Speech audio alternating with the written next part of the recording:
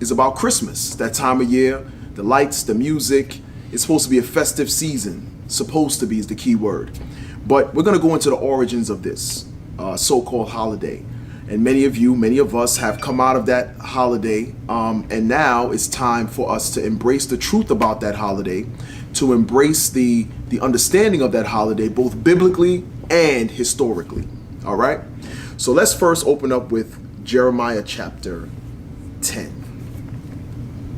We're going to visit this scripture a couple times. Jeremiah chapter 10, start at verse 1. Jeremiah chapter 10, verse 1.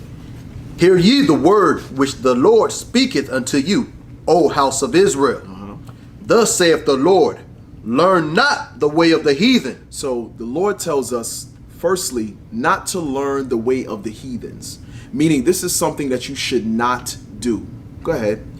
And be not dismayed at the signs of heaven, for the heathen are dismayed at them. For the customs of the people are vain. So something that we should not do involves a custom, something that's customary.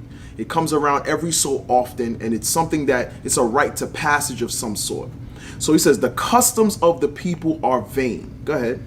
For one cutteth a tree out of the forest, the work of the hands of the workmen with the axe. So now, there is a act that goes on in this custom. It involves an axe, it involves a tree being cut out of the forest. So I want you to think about something that's customary, that happens every so often, that involves a tree being cut out of a forest. Go ahead. They deck it with silver and with gold. So now this tree is now decorated with silver and gold. Sounds familiar? Let's keep reading.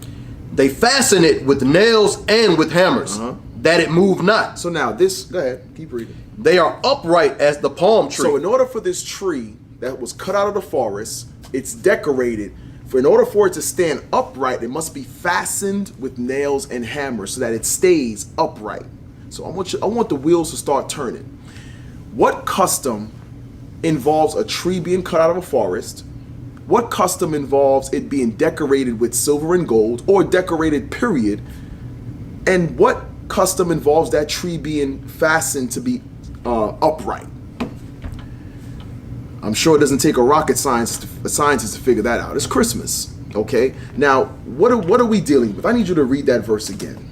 Jeremiah chapter 10, verse 5. They are upright as the palm tree, but speak not. Now, that's very important. But speak not. Now, here's what I want you to understand. A lot of times people use the term, the guise of Jesus is the reason for the season.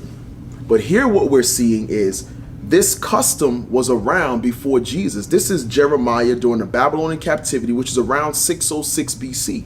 This is before Christ. So you have this same custom that people try to tell us and force upon us, that Jesus is the reason for this season.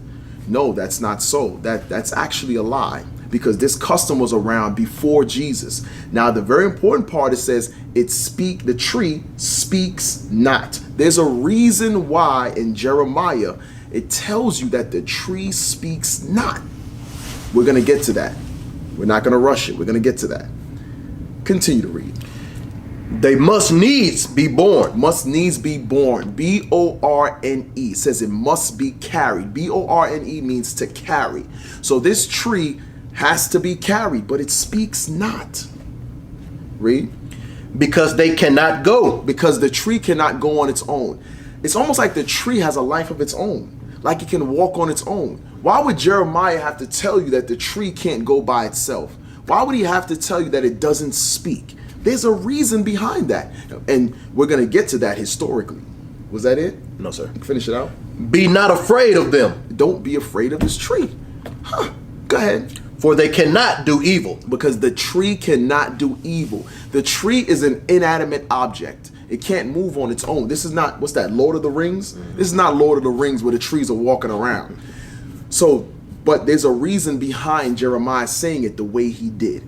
So what we're going to go into some origins of Christmas. So we got the scripture. Let's go into the origins. Now we have a book here. It's the Encyclopedia of Catholicism. This is their encyclopedia. The Catholic Church has an encyclopedia. And guess what? We have it. So we're going to go into the encyclopedia to get some of the origins of Christmas. Very important stuff here. Go ahead. Page 310. Go ahead. Christmas, solemnity of the liturgical year celebrated on December 25th to commemorate the incarnation of the divine word at the birth of Jesus Christ. Okay, so that's how it opens up. It's the incarnation of the divine word of Jesus Christ, meaning he was born on that day. Go ahead. Christmas is second in importance only to the annual celebration of Easter. So it's in the Catholic calendar, Christmas is the second most important day, next to Easter, which is not, we're not commanded to celebrate that either. Right. But that's another topic.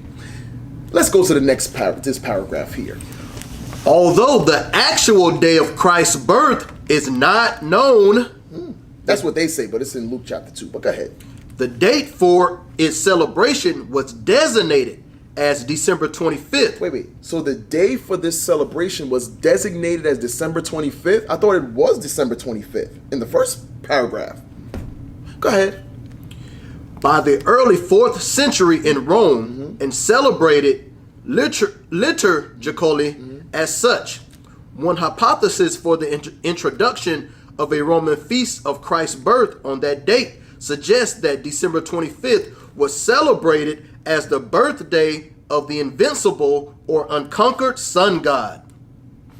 Hold on a second.